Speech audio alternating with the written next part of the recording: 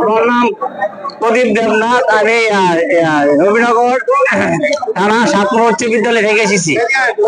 আমাদের অনেক দিনের দাবি, কিন্তু আমাদের দাবি সরকার কোনো কর্ণপাত করে নাই। কিন্তু আওয়ামী লীগ সরকার আমল থেকে আমরা 42 দিন আন্দোলন করছি, কিন্তু কোনো সফলতা পাই নাই। আমাদের কাছে আমরা শুধু তাদের কাছে একটু ধিক্কারই পাচ্ছি, কিন্তু কোনো ভালো দিক আমরা পাচ্ছি না।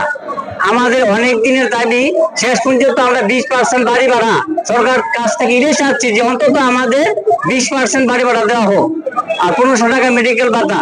কিন্তু এগুলা নিয়ে সরকার টান বাড়া শুরু করছে। কিন্তু আমরা স্কুল বন্ধ করে অনেকদিন, আজকে 9 দিন যাবত এখানে উপস্থিত হচ্ছি, কিন্তু আমাদের ছাত্রছাত্রী লেখাপড়া অসুবিধা হচ্ছে, তার জন্য আমরা এখানে আসছি।